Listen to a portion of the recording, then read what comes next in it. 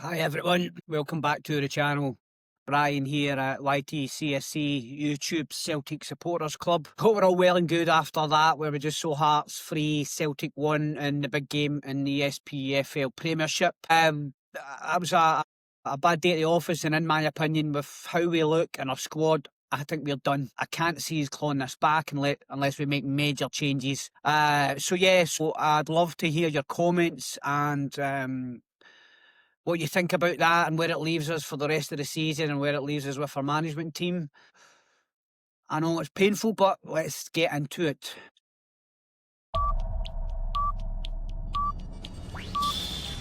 So and the game today, Tynecastle, Hearts ran out comfortable 3-1 winners to go 8 points clear at the top of the league, keeping massive pressure on Brendan Rodgers and Celtic squad, rightly so. We started today with a change from the weekend. The midweek game against Sturmgras, Cameron Carter-Vickers has now been ruled out for 3 to 5 months with the Achilles injury. So we went with Dane Murray. So we lined up with Schmeichel, Donovan at right back, Murray and Scales in the centre of defence, and Tierney on the left-hand side.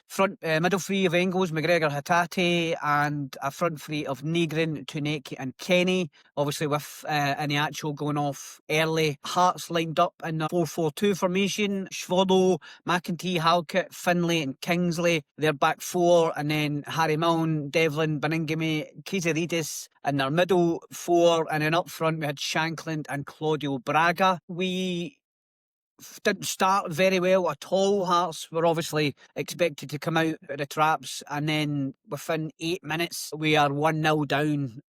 Dane Murray tries to slice a clearance after Braga's header was put onto the bar, and then he sliced it into his own net. We managed to get a goal back in 12 from the captain, and honestly looked to have kind of stemmed the tide a little bit, got a bit of control back, and then Hearts came back into it the kind of last 10-15 minutes of the first half, and I think the 1-1 scoreline was overall a fair result. We come back out for the second half. No team made any changes, but Celtic, within 6-7 minutes of the second half, it all falls apart. Kizaridis smashes in Hearts' second from the outside of the box. Not sure why he's not kind of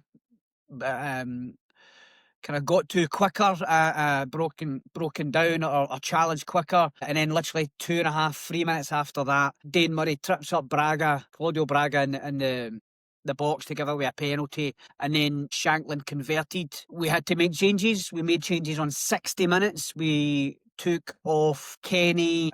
I can't even remember. We brought in Yamada, Florence Billick, Tuneki at 60 minutes, and then after 70 minutes we brought in McGowan for Negrin, but no change of shape, no change of formation or whatever, just the same old huff and puff. And as I said, Hearts ran out comfortable 3-1 winners to leave Celtic 8 points behind Hearts.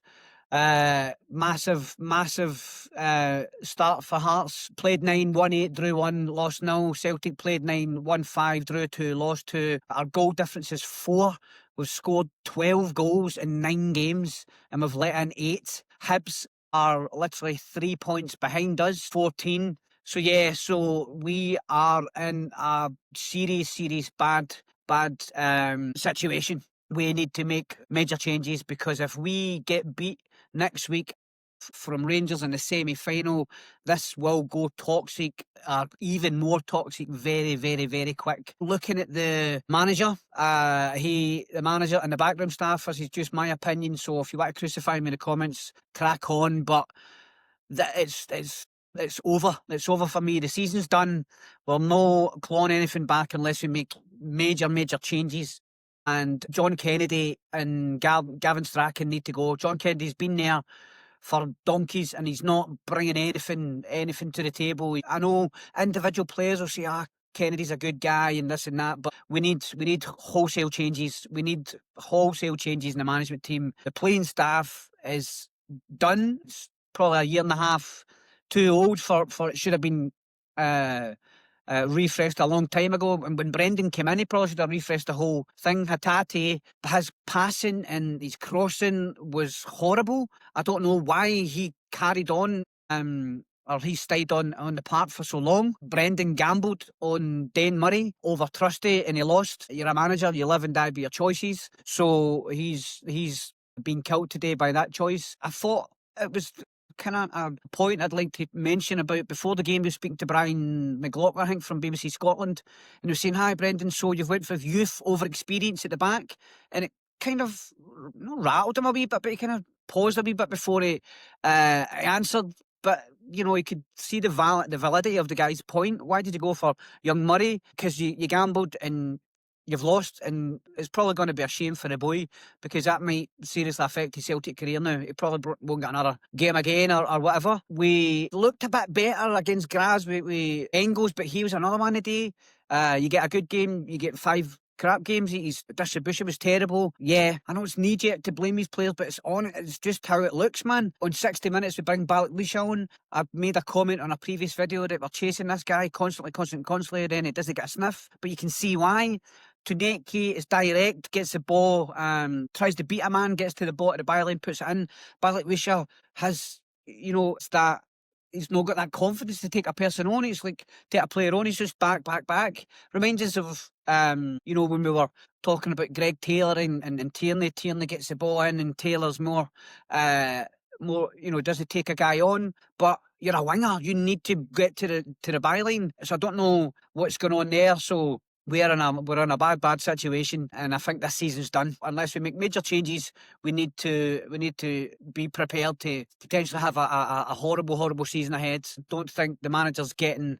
Well, it's clear he's not getting the support from the board. There's a power struggle there, and we are going to have to go to January now with what we have, playing the football we play, unless we make major changes. Just my opinion. I know Mark is like, get Big Ange back, but after looking at Lennon, the COVID season, Rodgers, do not go back. It's never the same. And we've not got the players for Ange's style of play. So that would be a disaster as well. We need major changes. Where do you go? You look at Hearts. Tony Bloom's come in and put 10 million investment into Hearts and let Hearts get a hold of the data from, is it Jonestown Analytics? If I've got that wrong, to apologise, let me know in the comments what it is. But I saw a clip from Open Goal where Cy Ferry was giving the manager a month to Derek McInnes and was talking about the model they've got with the players, and this is the world that we live in. This is data, AI, modelling, etc. We don't, our recruitment is clear from our recruitment, that we do not have anything like that. Brendan mentioned about Mark Lawwell, who's gone, when he first came in. Oh, I like the system and I've got that. But it's clear that it's obviously not worked with the amount of players that Brendan Rodgers has rejected, the amount of players that it's not deemed good enough for the squad, then we are not doing it right. Okay, the guy Tony Bloom has come in, gave Hearts £10 million investment and some nous about recruitment and picking players from all over, as long as the stats show and the model shows that if you put this player into a team that plays like this, etc., then they'll have a so many percentage success rate. So the boy Braga looks good. Casaridis looks good. They've got some great players, and they are a serious contender. And unless we make major changes, then we are going to have a horrible season. Just my opinion. It's, a couple of hours after the game. I have calmed down a wee bit from our initial UTF, but let us know what you think, guys. This is serious situation. If we carry on with the manager and the playing staff that we have, we will end the season with not a single trophy and protests like the COVID season again. It's done. The thumbnail says title's gone, changes need to be made, and I truly believe that we need to make major changes. I don't care if I'm crucified in the comments. You need to have a look. At how we're playing, how we have been playing. We've lost something like 19 since the turn of the year, or since the Bayern Munich situation. Brendan Rodgers has had not had a positive impact second time around. I understand the board and the playing staff and all that, but that's you know, if you're an elite manager and you're want to coach like a Ferrari, etc., then you need to do what you need to do. And it's clear that you've not got the staff round about you to do that, or the system round about you, but it ultimately ends with you. You need to have the skills and experience to do that. And if you haven't, then it's time to go. Shake hands and move on. Celtic, he's done amazing for Celtic, but I think it's time to go.